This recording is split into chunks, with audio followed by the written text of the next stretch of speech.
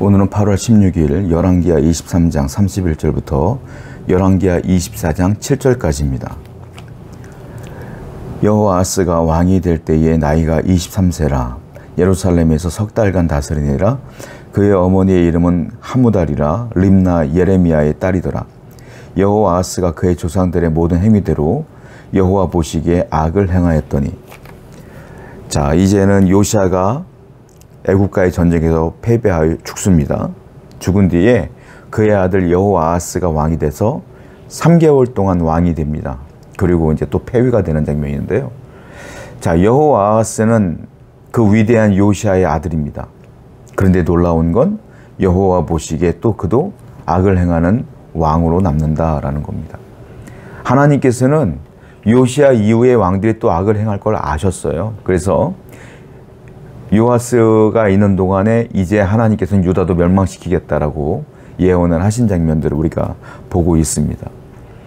여러분, 놀라운 거예요. 아버지가 대단하신 신앙인인데 그 아들은 그렇지가 않아요. 이게 참 대단한 거예요.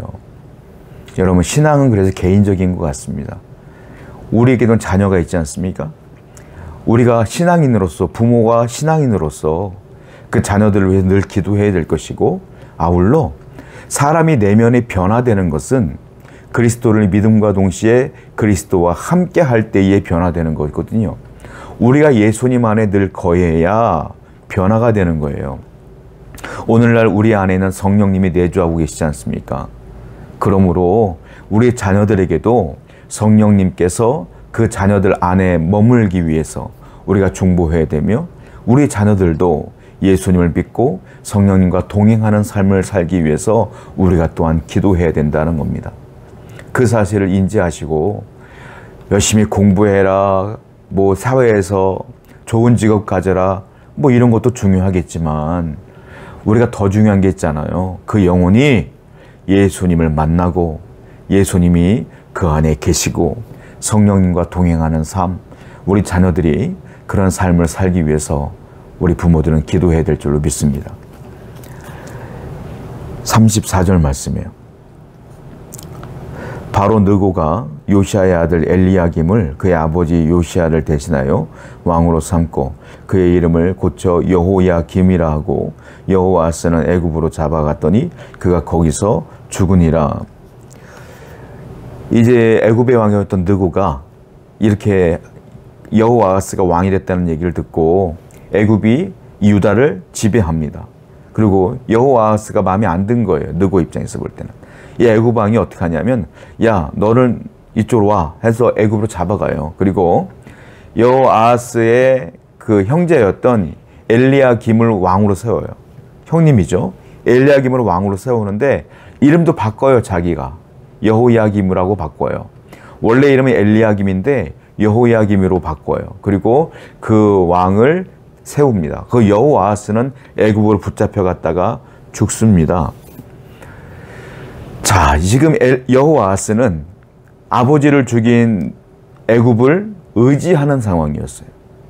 그리고 이제는 엘리야김이었던 이 여호야김이라고 불려야 되겠죠. 이제는 여호야김을 애굽이 왕으로 세운 거예요. 이제 여호야김은 누구를 의지하냐면 나를 왕으로 세운 애굽을 의지하는 거예요. 철저하게 애굽을 의지하고 사람을 의지하는 거예요. 여호아하스도 애굽을 의지했어요. 그랬더니 망해요. 여러분, 이걸 아셔야 돼요. 사람들은 끊임없이 나의 보호장치를 찾습니다. 나를 보호해줄 누군가를 찾아요. 나를 도와줄 누군가를 찾아요. 그런데 놀라운 건 그게 다 사람이요, 환경이요, 주위에 있는 것들을 찾아요. 우리의 보호장치는 사람이 아니에요.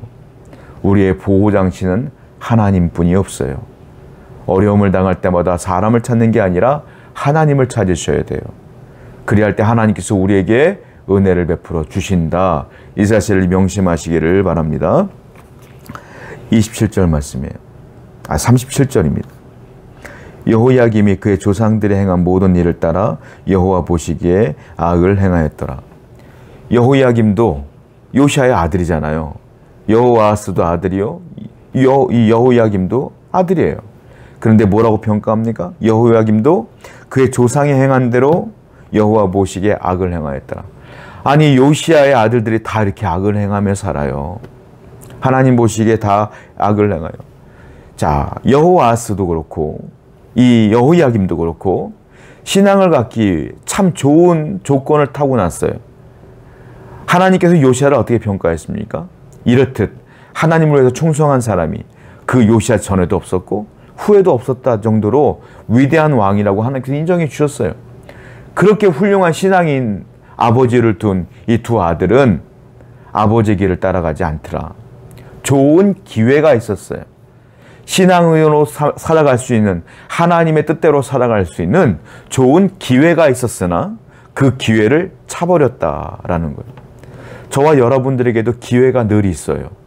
하나님께 나아갈 수 있는 기회, 하나님께 충성할 수 있는 기회, 하나님께 예배할 수 있는 기회, 그런 기회들을 잡으시며 끝까지 살아가야 하나님께 충성하는 거죠.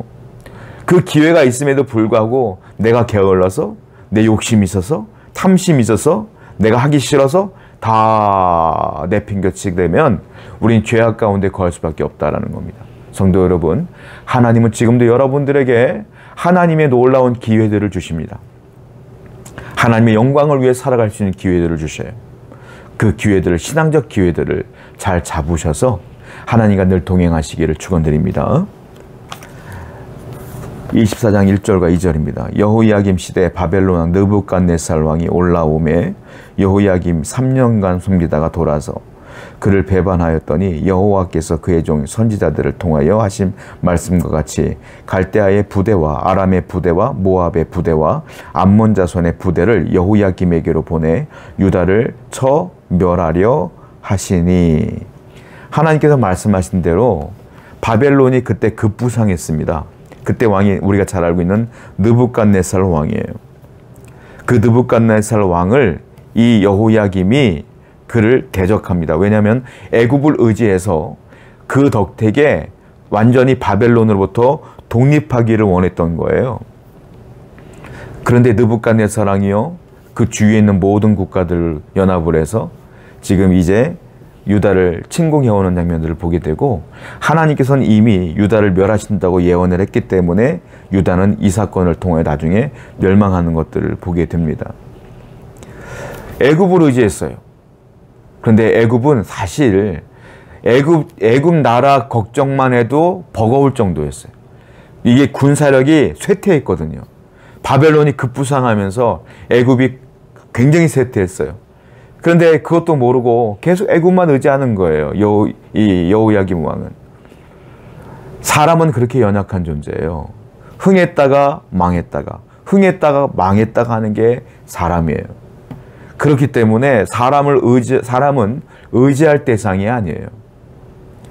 우리는 누구를 의지해야 되느냐? 언제나 강하시고 언제나 변함이 없으시고 언제나 나를 사랑하시는 하나님만을 의지해야 된다라는 겁니다.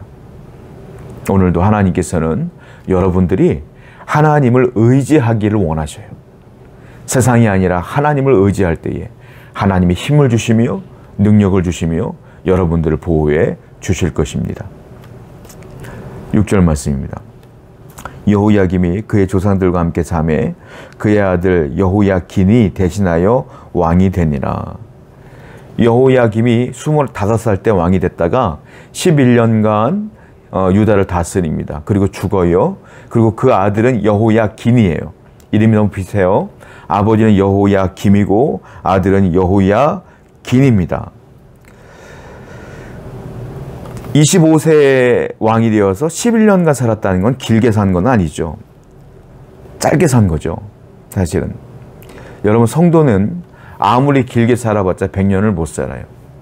사람은 아무리 길게 살아봤자 그렇게 오래 못 살아요. 이 짧은 인생, 항상 하나님 곁에 머무는 인생이 되지 않겠습니까? 저 여러분들은 오늘 말씀처럼 이 여호야김처럼 그렇게 살지 말고 하나님 편에 늘 서서 하나님 편에 늘 머물러 살아가는 여러분 되기를 축원드립니다. 이 짧은 인생 하나님과 동행하며 하나님의 일을 행하는 여러분 되기를 축원드립니다. 기도하겠어요. 하나님 아버지, 항상 하나님 곁에 머물며 여호와를 우리의 피난처로 삼아 살아가는 모든 성도 되게 해주시옵소서. 예수님의 이름으로 기도드렸습니다. 아멘.